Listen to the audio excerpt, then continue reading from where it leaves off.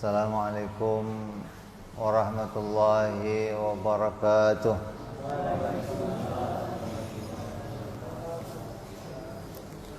Al-Fatihah ila ruhi sayyidina wa habibina wa syafi'ina Rasulillah Sayyidina Muhammad ibn Abdullah sallallahu alaihi wa ala alihi wa ashabihi wa azwajihi wa dhurriyyatihi anna Allah ya'li darajatihim fil jannah wa yanfa'una bi asrarihim wa anwarihim wa ulumihim wa nafahatihim wa barakatihim fid dini wa dunya wal akhirah wa ja'aluna min hisbihim wa yarzuquna mahabbatahum wa yatawafana ala millatihim wa yahshuruna fi zumratihim bil afiyatin wa salamatin lahumul Fatihah.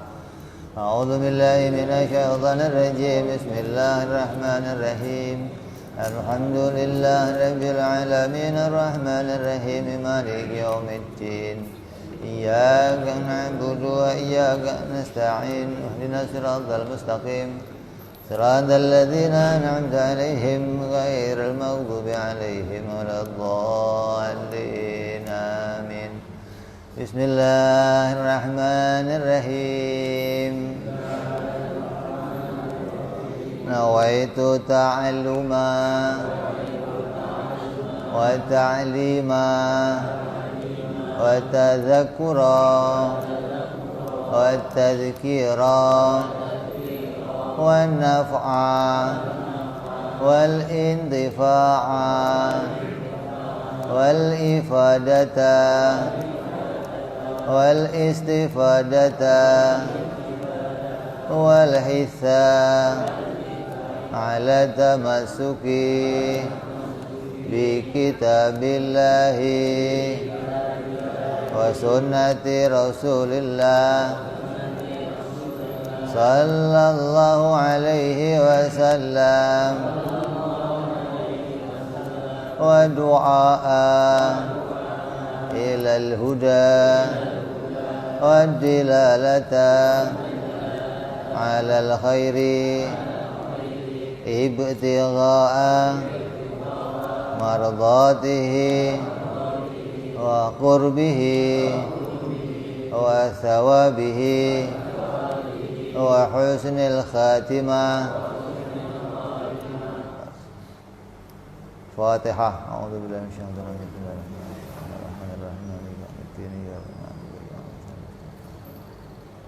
Bismillahirrahmanirrahim. Amin. Bismillahirrahmanirrahim. Alhamdulillahirabbil alamin. Wa bihi nasta'in ala umuri dunya waddin. Wassalatu wassalamu ala Rasulillah Sayyidina wa habibina wa syafi'ina wa maulana Muhammadin sallallahu alaihi wa ala alihi wa sahbihi ajma'in. Amma ba'du. Wa qala musanniful kitab Hadratus Syekh Kiai Said bin Kiai Armiyah rahimahullah wa ghafara lahu wa liwalidayhi wa nafa'ana bihi fid dharain. Allahumma aftah qulubana futuhal arifin wa bihidmatika wansur alaina birahmatika ya arhamar rahimin. Ila anqal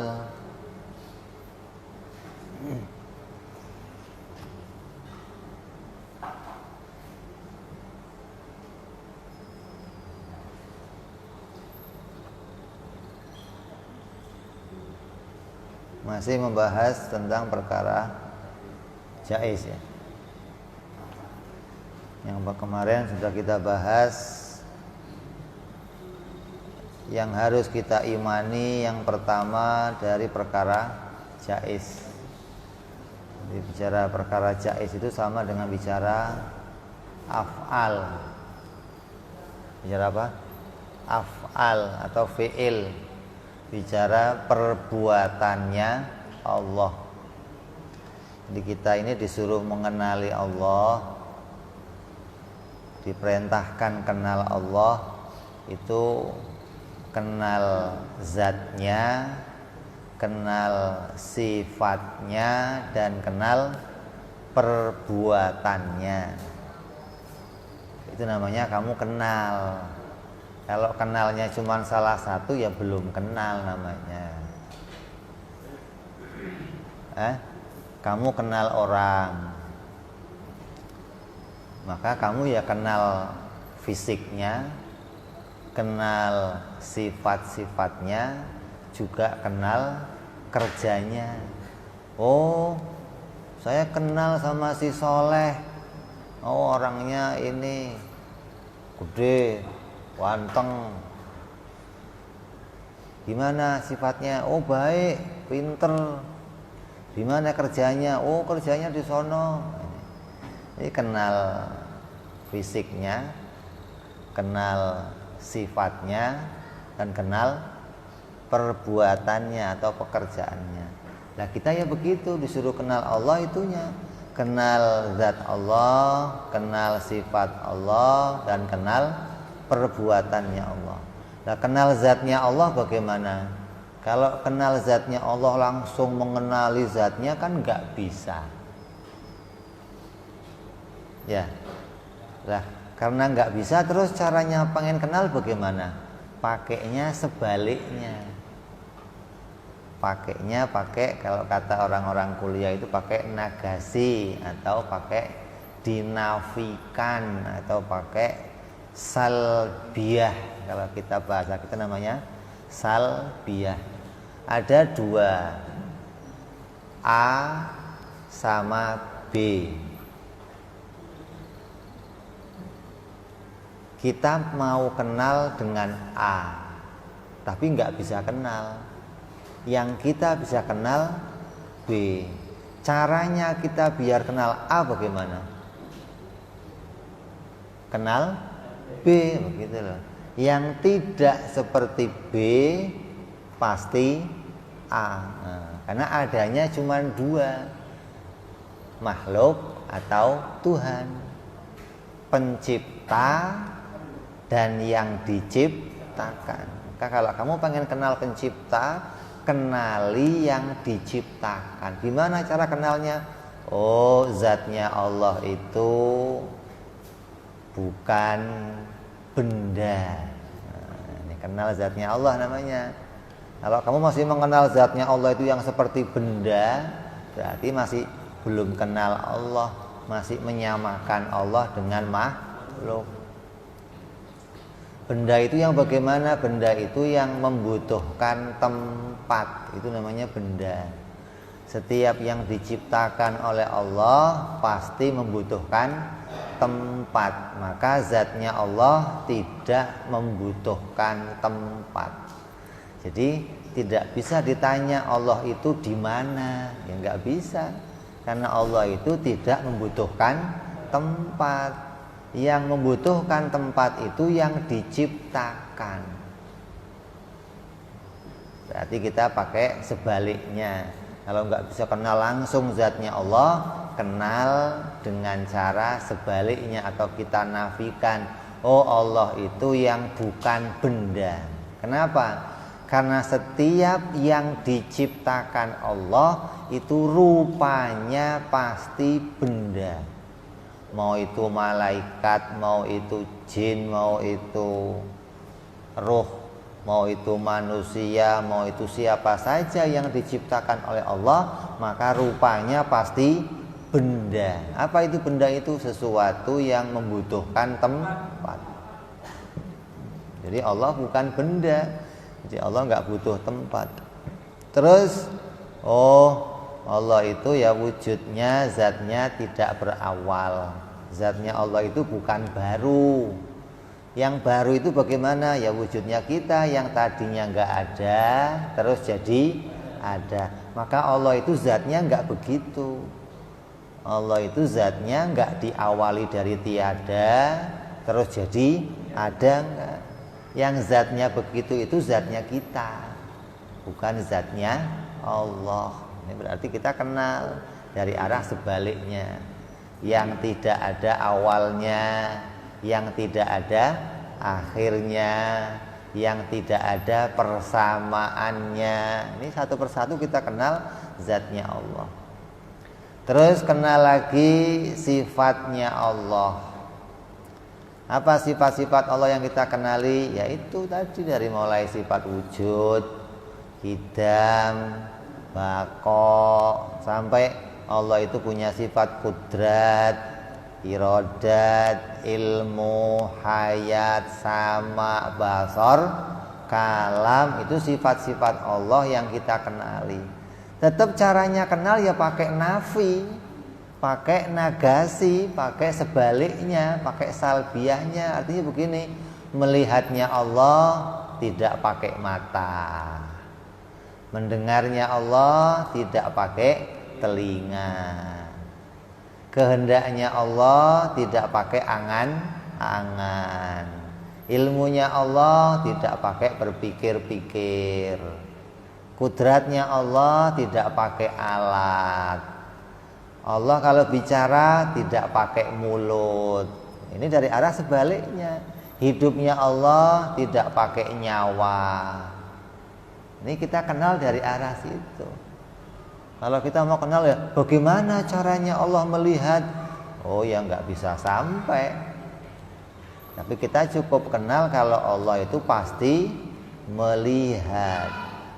Dan melihatnya Allah tidak seperti melihatnya makhluk. Kalau melihatnya makhluk pakai mata, pakai alat, maka Allah melihat nggak pakai alat. Nah yang ketiga, mau kenal lagi perbuatannya Allah. Kenal zatnya, kenal sifatnya, kenal perbuatannya. Perbuatannya Allah bagaimana? Jaiz, menciptakan alam atau meniadakan alam. Apa sih kerjanya Allah? Oh, kerjanya Tuhan itu ya menciptakan sesuatu atau meniadakan sesuatu. Itu Tuhan. Kalau kerjanya kamu kan macam-macam. Kerjanya kamu apa? Macam-macam ada ya. Tapi kerjanya kamu itu ya semuanya diciptakan oleh Allah. Karena Allah itu menciptakan sesuatu atau tidak menciptakan sesuatu. Jadi yang muncul di dunia ini itu ya semua ciptaannya Allah. Yang tidak muncul ya berarti tidak diciptakan oleh Allah. Jadi nggak ada yang muncul di dunia ini selain ciptaannya Allah, nggak ada. Apapun yang muncul pasti itu diciptakan oleh Allah. Ini perbuatan Allah, menciptakan sesuatu atau meniadakan sesuatu. Terus yang harus kita imani apa dari fi'ilnya Allah? Yang harus kita kenali apa dari perbuatannya Allah? Oh, yang harus kita kenali yang pertama, kemarin sudah kita bicarakan, Allah itu kalau menciptakan sesuatu itu tidak wajib. Allah kalau menciptakan sesuatu tidak wajib. Bikin langit tidak wajib, bikin bumi tidak wajib, bikin kita manusia nggak wajib, bikin malaikat nggak wajib, bikin kebaikan nggak wajib. Artinya Allah itu bebas, mau bikin apa saja yang Allah kehendaki bebas, mau bikin ya boleh, tidak bikin juga boleh. Itu sifat perbuatannya Allah. Jadi kalau kamu nggak kenal sifat perbuatannya Allah, nanti kamu menyangka ada sesuatu yang berbuat selain Allah. Kamu anggap, oh ini ciptaannya si Anu, oh ini ciptaannya si Anu. Nggak ada. Yang punya pekerjaan menciptakan hanya Allah. Selainnya Allah pekerjaannya itu usaha, bukan menciptakan. Usaha itu tidak bisa menghasilkan apa-apa. Jadi apapun yang muncul dari usaha kita itu semuanya diciptakan oleh Allah. Ya, yang pertama dari sifat perbuatannya Allah yang harus kita imani, Allah tidak wajib menciptakan sesuatu. Hingga apapun yang kita terima itu adalah murni pemberian Allah. Kamu lahir dari kedua orang tua kamu, itu pilihannya Allah. Dan Allah boleh saja menjadikan itu. Kamu jadi laki-laki, itu pilihannya Allah. Kamu segede ini sekarang, itu pilihannya Allah. Dan Allah boleh menjadikan itu. Tapi muka saya begini beb, ya nggak apa-apa. Mau mukanya begitu, mau begini, yang penting itu pilihannya Allah, diciptakan oleh Allah. Allah bebas.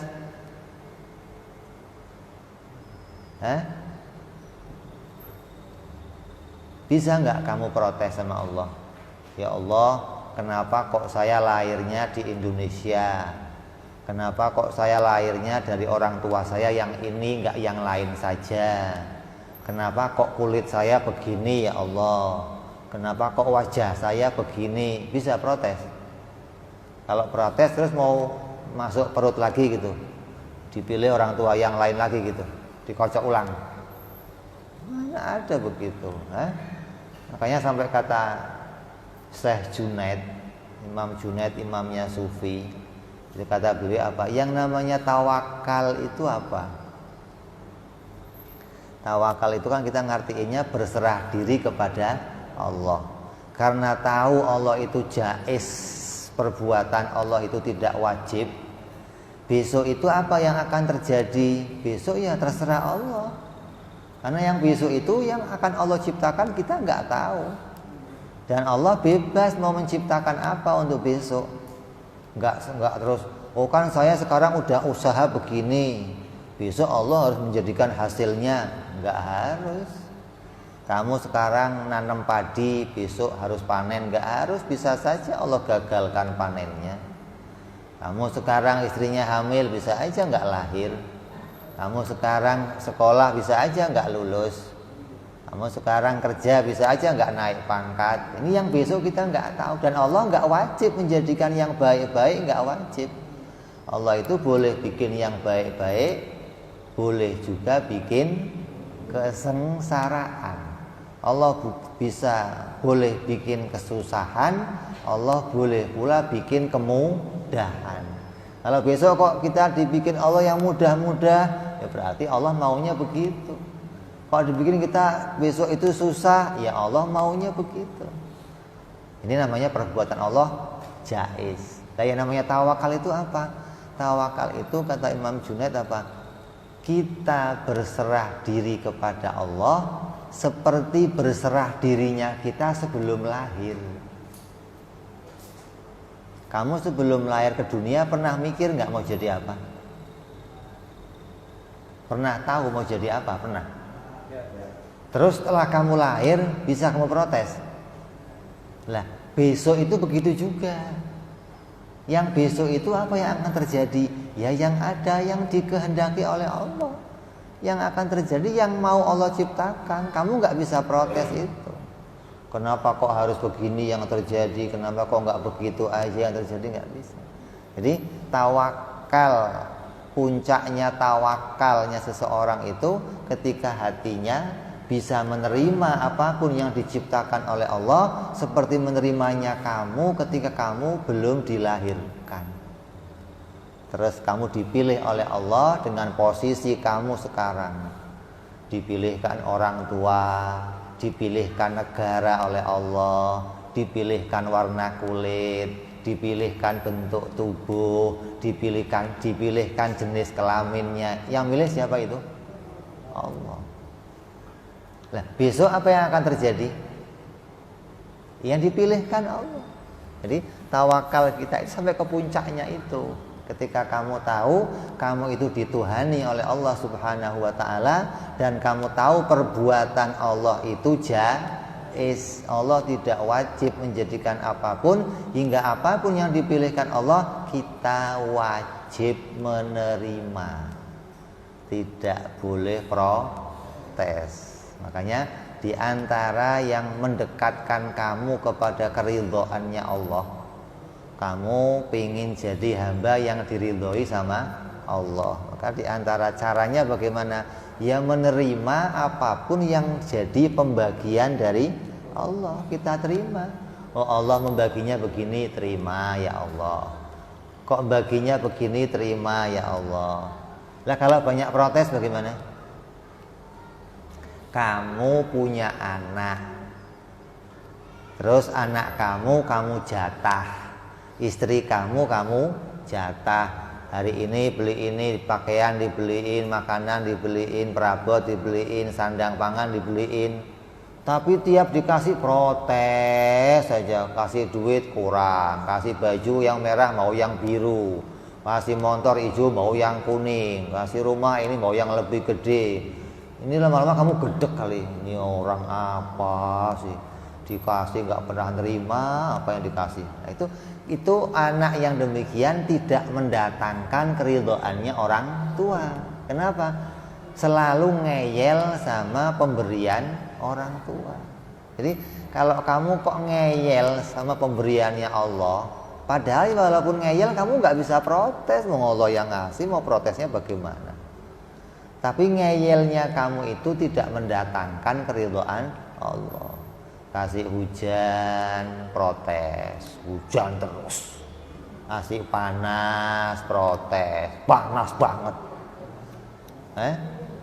Dikasih kerjaannya lancar, wah Allah dilupakan. Wah ini saya berhasil. Dikasih kerjaannya seret, ngambek. Pokoknya kalau nggak lancar saya nggak mau ibadah lagi ya Allah. Nah, ini yang begini-begini.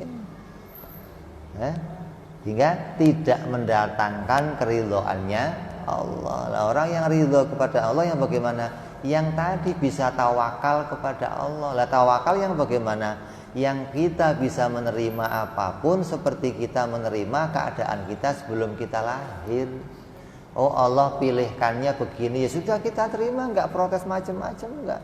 Susah ya kita jalani, seneng ya kita jalani, ganteng ya jalan, mukanya pas-pasan juga jalan, nggak terus muka dipakein topeng tutupin, pokoknya saya nggak mau keluar pakai muka ini. Saya nggak seneng sama muka bikinannya Allah, ya nggak bisa. Mau ganti muka di mana? Pakai plastik.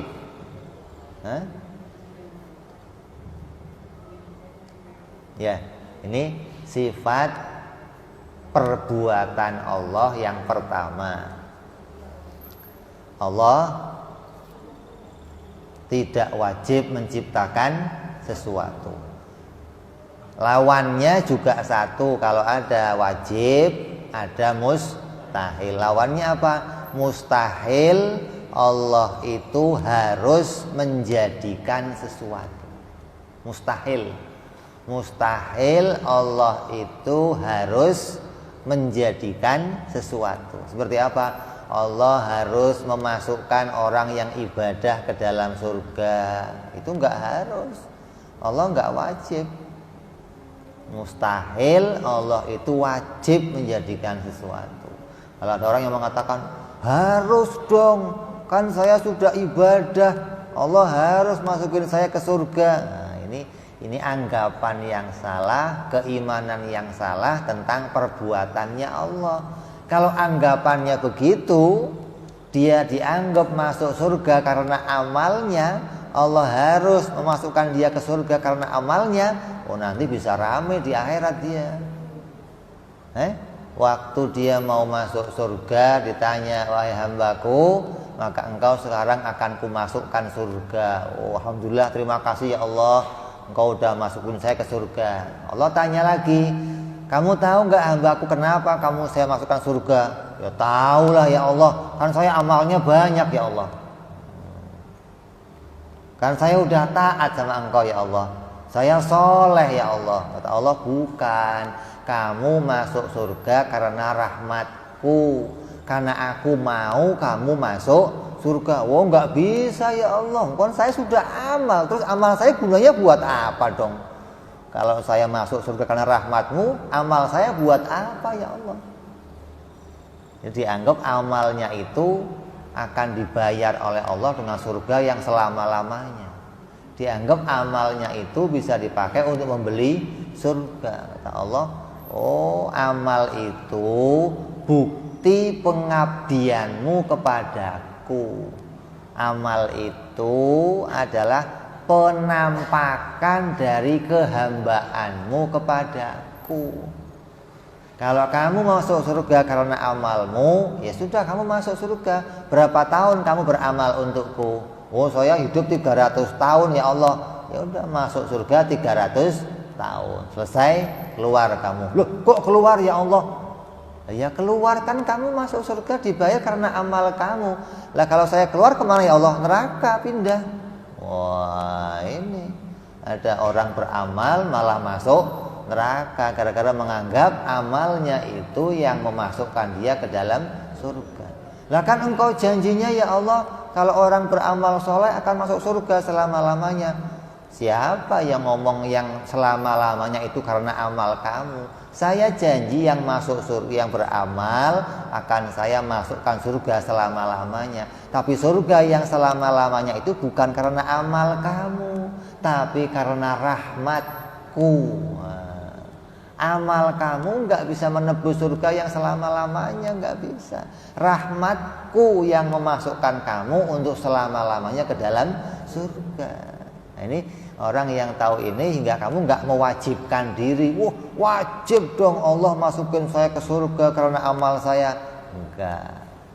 Begitupun sebaliknya, Allah itu harus memasukkan orang ke neraka karena maksiatnya. Ya nggak harus juga. Kenapa? Karena ada saja orang yang berbuat maksiat lalu diampuni oleh Allah. Dia taubat, diampuni Allah, dimasukkan surga loh.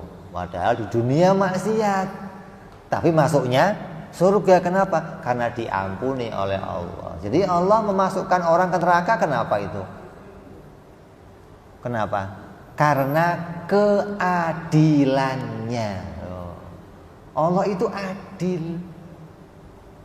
Bukan orang itu yang maksiat ya pasti masuk neraka. Enggak mesti. Allah boleh mengampuni. Lah sekarang begini, kalau sedunia yang berbuat salah diampuni semua masuk surga, Allah baik apa jahat? Allah baik apa adil? Yang berbuat jahat di dunia semuanya, di akhirat ku ampuni semuanya, masuk surga semuanya. Gimana? Adil? Itu enggak adil namanya. Kok enggak adil? Ada orang yang di dunia ini pernah dizolimi sama orang lain, tapi perkaranya belum selesai.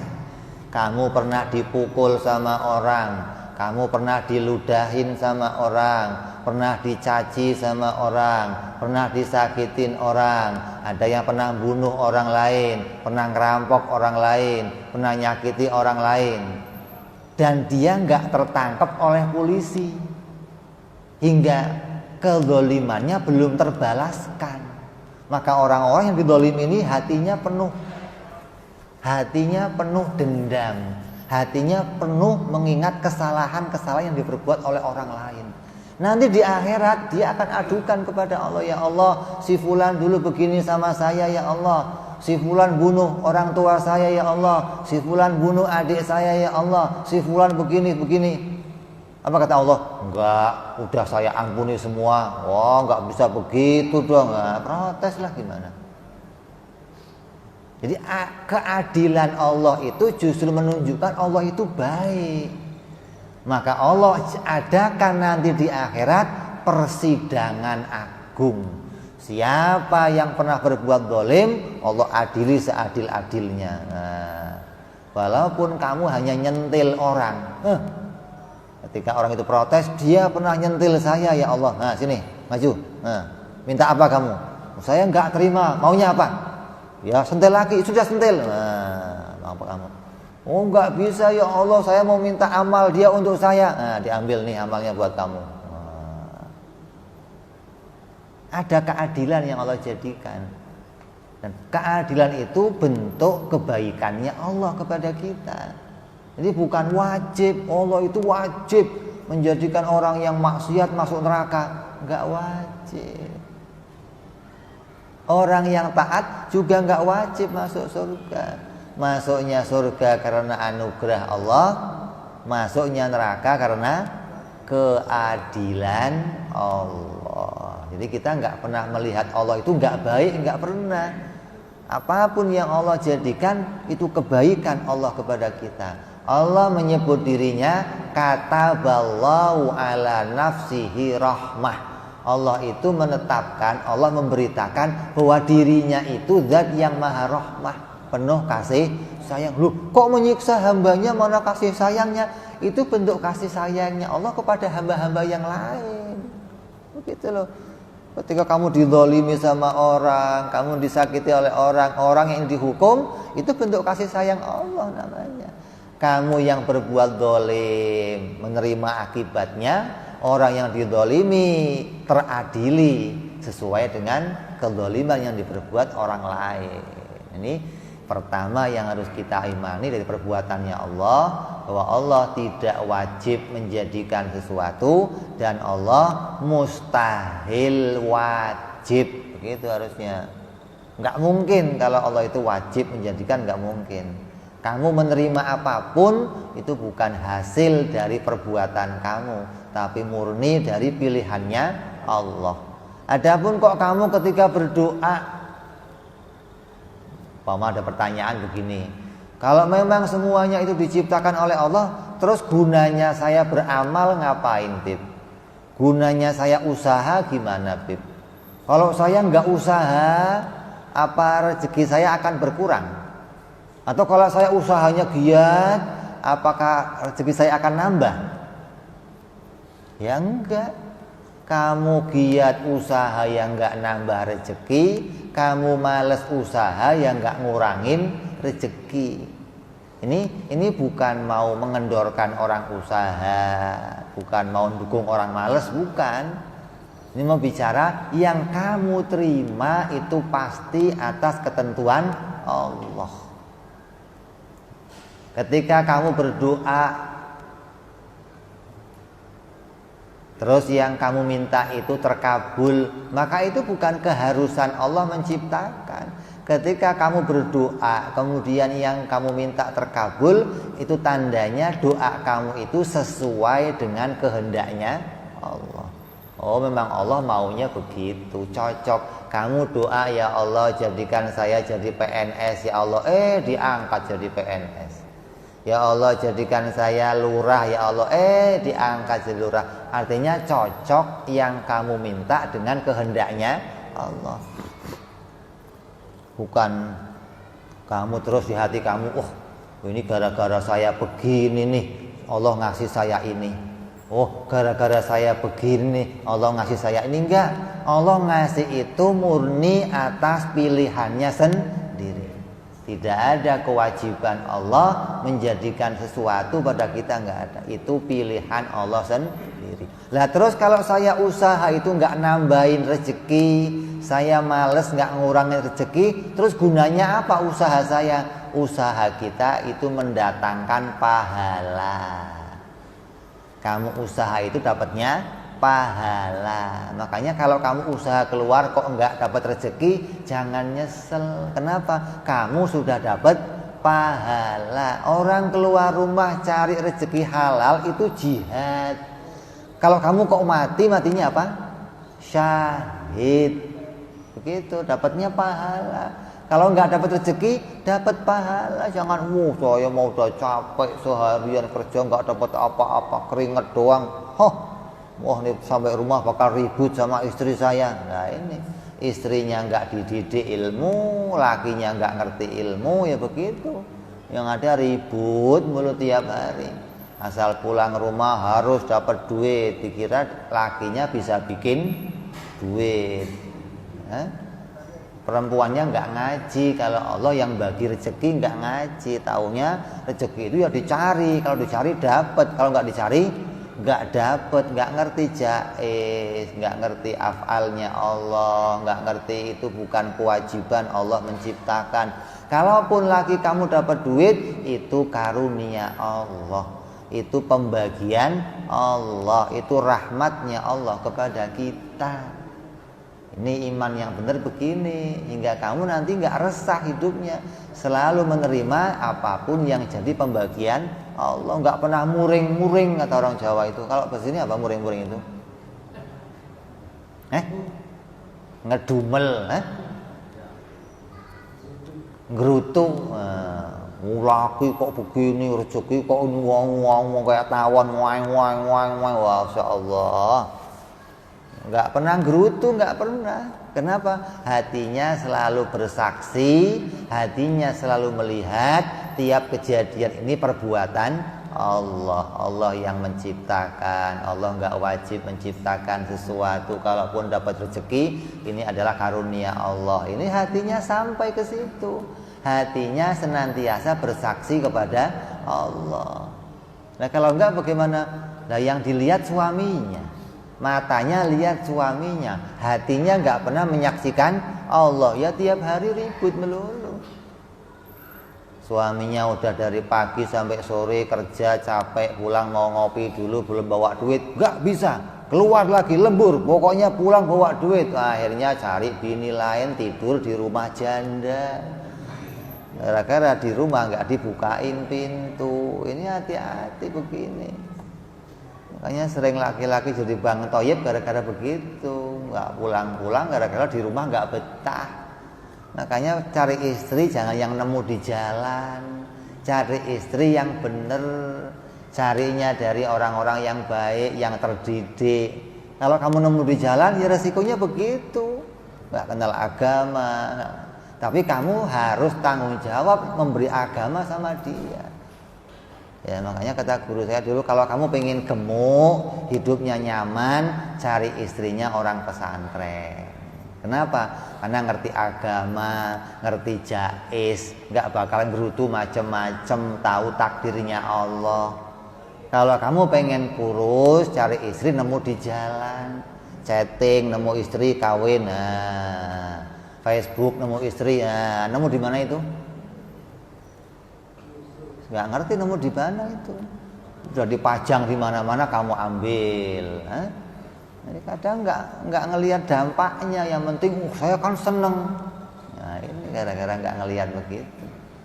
Jadi pikir dulu apa yang akan nanti kamu terima. Ada hukum adat yang Allah ciptakan, ada hukum adat. Hukum adat ini bisa dipakai untuk panduan kita berjalan. Oh kalau saya pegang api panas nih, jangan dipegang apinya. Walaupun kita tahu api nggak bikin panas, tapi biasanya api itu panas. Ya, kalau ada api ya menghindar. Kenapa? Biasanya panas. Bukan harus panas, bukan, biasanya panas. Ya. Jadi penting, ini keimanan yang pertama yang harus kita imani hingga hidup kamu bisa jadi orang yang tawakal kepada Allah, berserah diri kepada Allah, selalu meminta rahmatnya Allah. Karena nggak ada yang wajib Allah ciptakan. Yang besok gimana? Mudah-mudahan Allah rahmati. Yang lusa gimana? Mudah-mudahan dirahmati Allah. Hingga orang itu nggak pernah takut. Maksudnya nggak takut itu nggak pernah takut nanti kalau saya punya anak banyak gimana? Nanti kalau anak saya kuliah gimana? Nanti kalau anak saya gini gimana? Nggak pernah takut. Kenapa? Allah boleh saja menjadikan sesuatu. Dari kebolehannya ini kamu juga boleh punya harapan. Jangan takut. Punya anak 2 aja udah susah begini, gimana punya anak banyak? Lah ini mau anak 1 aja sekolahinya susah, apalagi anak banyak. Lah ini. Itu sama saja memotong rahmatnya Allah, menganggap Allah itu pelit, Allah itu perhitungan, Allah itu enggak bagi-baginya enggak banyak. Lah ini. Dan kalau kamu tahu Allah itu zat yang maha baik, Allah itu nggak pernah perhitungan kalau ngasih sesuatu, nggak pernah dihitung-hitung. Artinya Allah itu kalau ngasih lebihnya banyak. Contoh, kamu butuh nafas, Allah ngasihnya udara seberapa? Allah nyiapin udara buat kamu seberapa? Kekurangan kamu kira-kira? Jangankan kamu, dipakai nafasnya orang sedunia aja nggak habis-habis udaranya ini. Tandanya Allah kalau ngasih itu udah banyak begitu loh. Allah ngasih air penuh, Allah ngasih kayu di hutan, kamu mau bikin rumah penuh, Allah ngasih batu-batuan sampai jadi gunung, batu semua itu. Artinya lebih. Apapun yang kamu butuhkan, Allah kasih lebih. Nah, kadang kamu itu yang dicari bukan kebutuhan kamu, tapi kesenangan kamu. Lah ini yang repot. Allah itu nggak ngasih kesenangan kamu. Yang Allah kasih itu kebutuhan kamu. Kalau kamu butuh, maka Allah siapkan kebutuhan-kebutuhan itu. Nih buat kamu butuhnya, nih buat kamu butuh, ini butuh. Jadi orang selalu bisa melihat bahwa semua yang saya peroleh ini betul-betul ini adalah pemberian Allah. Mustahil Allah wajib menciptakan sesuatu. Jadi ini iman kepada apa? Af'alnya Allah. Iman kepada perkara jaiz. Kamu harus tahu sifat perbuatannya Allah. Allah itu kalau berbuat gimana sih gitu. Allah itu kalau menciptakan sesuatu gimana sih? Oh, yang kamu harus tahu pertama, Allah kalau menciptakan sesuatu itu wajib ya enggak, mustahil juga enggak. Ya. Jadi kita bisa berharap apapun kepada Allah dan kita nggak boleh putus asa dari sesuatu kepada Allah. Kalau kamu lihat ada kawan-kawan yang kemudian galau, stres, apalagi sampai bunuh diri, itu kenapa? Putus asa dari rahmatnya Allah. Gak ngerti, gak kenal kalau Allah itu boleh menjadikan apa saja. Dianggap, saya ini masalahnya udah terlalu besar, gak mungkin Allah bisa menyelesaikan masalah saya. Loh, mengecilkan Allah. Dianggap masalahnya itu lebih besar dari rahmatnya Allah. Wah, ini salah. Kesalahan saya udah terlalu besar, tidak mungkin Allah memaafkan saya. Wah, ini ditanya, kesalahan kamu seberapa sih? Oh, saya udah berbuat macem-macem lah. Kalau kata orang Jawa itu udah molimo itu udah M5, maling, muadon, muadat, narkoba, apalagi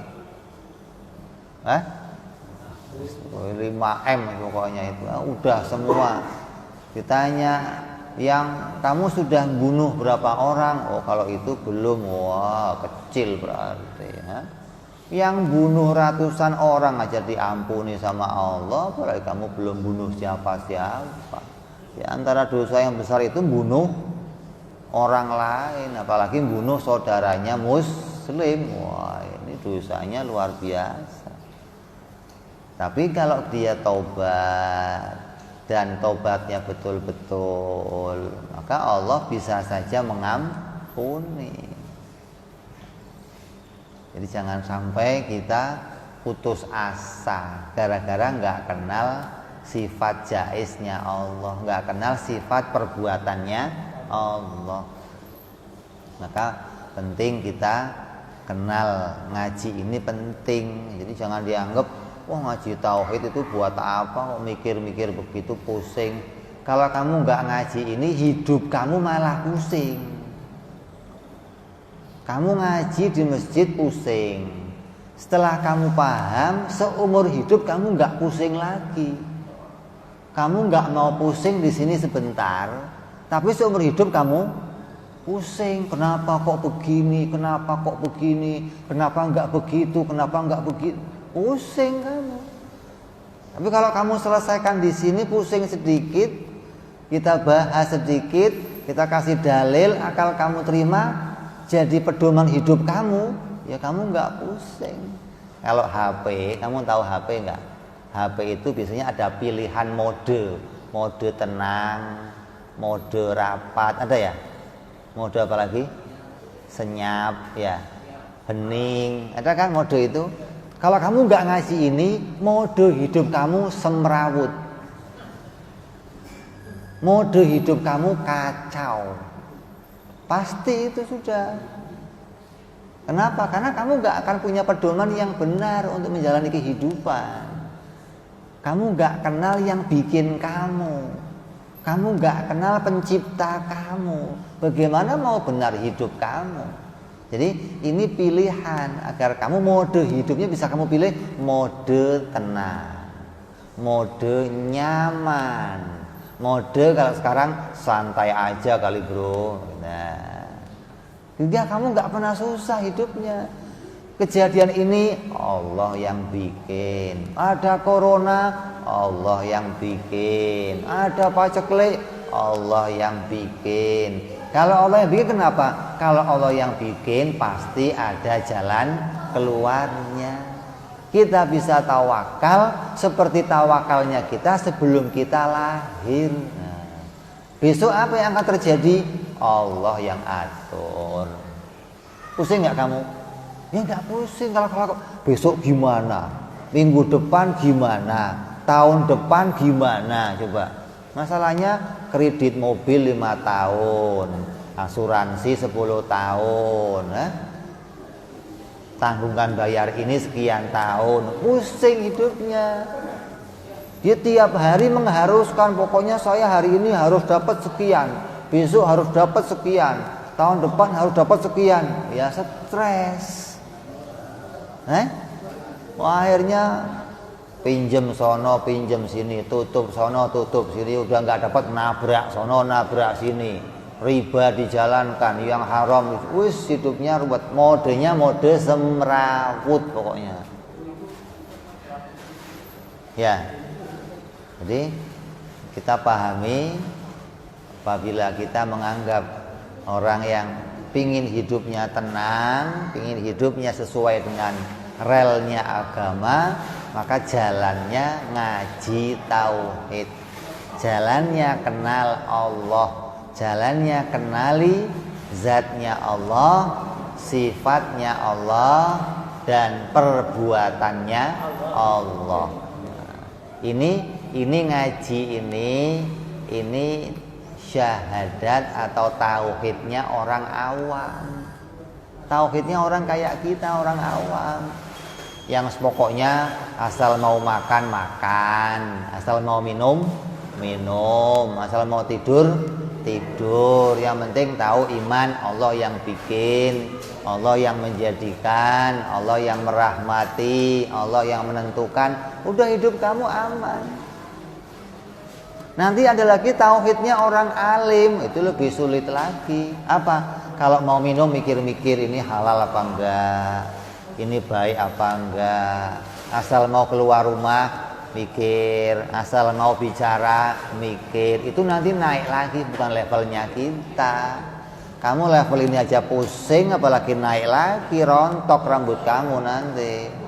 Udah kita levelnya yang sekarang aja, yang gampang-gampang aja. Yang penting kamu iman, ini semua atas karunia Allah. Allah yang memilihkan kita yang terbaik.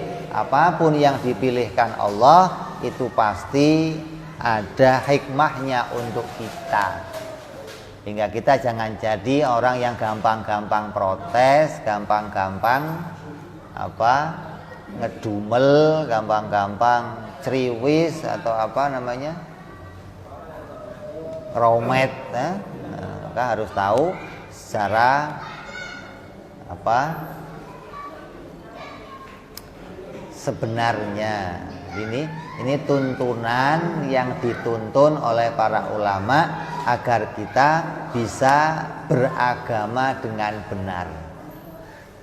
Yang terakhir sedikit saya tambahkan, agama itu apa? Agama itu aturan yang mengantarkan kamu pada keridhaan Allah. Itu namanya agama. Kendaraan yang mengantarkan kamu pada keridhaan Allah. Kalau cara kamu beragama benar, maka kamu akan diantarkan dengan benar pada keridhaan Allah. Kalau cara beragama kamu nggak benar, ya kamu nggak diantar ke sana, enggak. Nyampainya nggak ngerti kemana sudah. Kendaraannya aja nggak benar maksudnya. Jadi kamu harus tahu agama itu adalah aturan yang benar, aturan yang baik, kendaraan kita untuk menuju pada keridhaan Allah. Maka beragamalah dengan benar, beragamalah dengan baik agar kita sampai pada keridhaannya Allah Subhanahu wa taala. Mudah-mudahan yang ngaji di sini semuanya hatinya dibuka oleh Allah, diberikan ketenangan hati, diberikan ketenangan jiwa, diberikan ketenangan batin, akalnya dipintarkan oleh Allah, akalnya diterangkan oleh Allah, hingga hati kita terbuka, hati kita bisa menerima takdirnya Allah, hati kita diluaskan oleh Allah seluas samudra. Apapun yang Allah jadikan bisa kita terima, kita ridho pada apapun pemberian Allah, dan kita berharap Allah meridhoi kita sebagai hambanya di dunia sampai di akhirat nanti. Amin ya rabbal alamin. Insyaallah kita sambung yang akan datang bicara yang kedua, keimanan yang kedua pada sifat perbuatan Allah. Wallahu a'lam bishawab. Wa ila hadratin nabi. Al-Fatihah. A'udzu billahi minasyaitonir rajim. Bismillahirrahmanirrahim. Alhamdulillahi rabbil alamin arrahmanir rahim maliki yaumiddin. Iyyaka na'budu wa iyyaka nasta'in ihdinas siratal mustaqim. صراط الذين أنعمت عليهم غير المغضوب عليهم ولا الضالين آمين.